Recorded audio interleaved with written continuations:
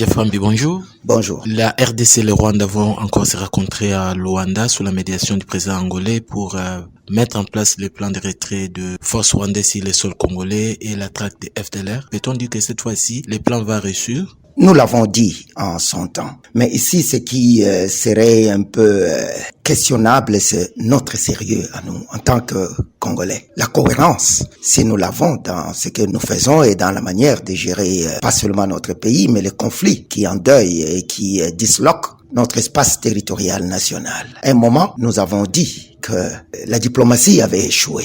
Et puis, il fallait lever d'autres options. Nous avons menacé d'aller en guerre. Et cela a tourné être une option qui devrait quitter la table pour revenir à la diplomatie qu'on avait dit avoir échoué. Paul Kagame, nous l'avons acclamé ici, sur notre terre. Et après, nous l'avons taxé de moins sérieux et tout ce qui s'en est suivi. Et lorsque vous écoutez le porte-parole du gouvernement et ministre de la Communication parler, parfois ça laisse à désirer. Vous comprendrez dans son expression qu'il compte sur la bonne foi de Kagame, qu'ils ont considéré comme moins sérieux. Revenons-en à la chose. Ce traité qu'ils vont aller discuter dessus à Luanda ce vendredi, et ce sera pas forcément directement pour résoudre notre problème, mais pour d'abord résoudre le problème du Rwanda. Pour d'abord garantir la sécurité du Rwanda en mettant en œuvre le plan proposé par la RDC de neutralisation des FDLR. Ensuite, les forces rwandaises, ensuite seulement, devraient quitter notre sol. Mais ici, la question qui s'impose est de chercher à savoir de quelles forces rwandaises parlons-nous. Est-ce des forces rwandaises avec badge de leur drapeau sur l'épaule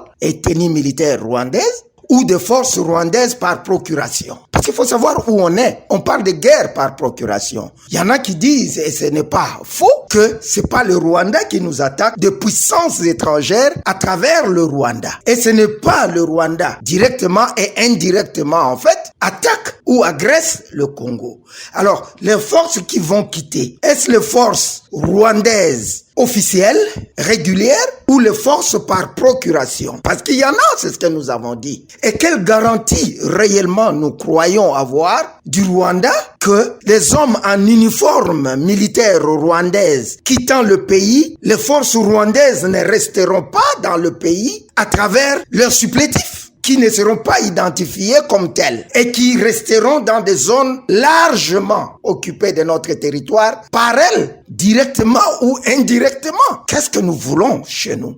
C'est pourquoi il faut réfléchir. Il faut réfléchir sur une solution durable, lever une option concrète et ne pas penser qu'il y a quelqu'un qui viendra le faire si nous ne le faisons pas nous-mêmes. Et alerte RDC à préconiser des réflexions dans ce sens dans les jours qui viennent, où la société civile élargie va réfléchir sur la vraie problématique de notre pays, notamment pour une paix définitive, pour ainsi dire, parce que nous parlons de la paix définitive du fait que nos populations ont trop souffert. Et le moment venu, bien entendu, ce n'est pas pour très longtemps, nous vous donnerons l'alerte RDC et la société civile, ou du moins les forces vives dans l'ensemble, vont faire des propositions dans l'espoir que cette fois-ci, et les décideurs nous écouteront et qu'ils pourront mettre en œuvre ces propositions-là afin que l'on sorte de ce théâtre macabre auquel nos populations sont invitées, même si nous n'en voulons pas. Au regard de vos analyses, peut-on dire que les autorités congolaises se font duper en mettant en profit les intérêts rwandais et banalisant les intérêts congolais? Mais moi, je ne fais que réfléchir à haute voix. Et vous savez ce que j'ai dit. Quelle garantie réellement vous avez que vous pouvez faire confiance en la parole de M. Kagame aujourd'hui? Parce que hier, vous l'avez traité de ce que vous l'avez traité. Ce n'est pas moi qui l'ai fait, c'est vous. Vous avez dit ce que vous avez dit sur lui. Et aujourd'hui, vous comptez sur sa bonne foi. Qui est-ce qui est normal dans cette réflexion-là? Où on sait, où on ne sait pas ce qu'on veut. Et certainement, on ne sait pas réellement ce qu'on veut. Raison pour laquelle on ne connaît pas la voie à suivre pour y arriver. Quelle est la voie à suivre? Il faut réfléchir. Alerte RDC, depuis l'année passée, avait proposé un plan de contingence qui contenait toutes toutes les propositions y afférentes qu'il fallait développer, enrichir. Personne ne nous a écoutés. Et ici, je viens de vous dire que Alerte RDC va se mettre en réflexion pour essayer de mettre à jour son plan de contingence. C'est-à-dire un plan pour une solution définitive à nos problèmes. Je ne vais pas aller détailler ici à ce stade-ci, puisque ce sont des réflexions qui doivent être faites et je ne dois pas orienter directement ce qui va se faire, mais nous allons nous mettre au travail. Nous travaillons nuit et jour pour que une solution définitive soit trouvée à nos problèmes. Mais la difficulté que nous avons, c'est une gouvernance un peu désordonnée. C'est-à-dire, on ne sait pas ce qu'on veut, on n'écoute pas les gens. Les gens sont têtus. Vous voyez que vous essayez des choses qui ne marchent pas. Mais pourquoi vous ne pouvez pas une seconde vous arrêter, réfléchir, écouter un peu ce que les autres disent? Parce qu'il s'agit ici pas du pays de ceux qui sont au pouvoir, ni de ceux qui sont à l'opposition, ni de la société civile. C'est notre pays. C'est-à-dire, c'est à nous tous de réfléchir, filles et fils de ce pays, d'apporter des propositions et que c'est à ceux qui dirigent le pays de nous écouter et de comprendre que ne pas nous écouter et continuer dans l'entêtement, cela n'avance pas la cause nationale. Et pour preuve, nous continuons à perdre du terrain à l'Est. Nos populations, ils ont parlé de cessez-le-feu. Est-ce que vous savez combien de morts on a compté depuis le cessez-le-feu? Est-ce qu'on a arrêté?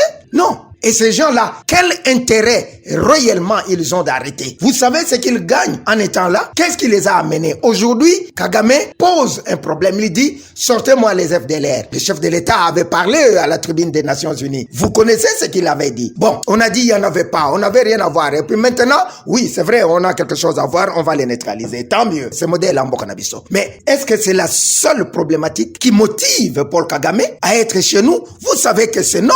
Il a parlé des terres. Quand les FDLR seront sortis, et la problématique des terres qu'ils réclament, vous allez la résoudre comment? Est-ce que vous avez pris des dispositions par rapport à ça ou vous attendez le faire le moment entre guillemets venu? Non, c'est maintenant que nous devons prendre la chose au sérieux, nous mettre autour d'une table. Nous avons des intelligences dans ce pays, nous avons de bonnes volontés dans ce pays, nous avons des personnes désintéressées dans ce pays qui ne cherchent rien du tout que de trouver des solutions, des voies et moyens pour sortir notre pays de ce cycle infernal de violence qui ne nous profite en rien, sinon au contraire.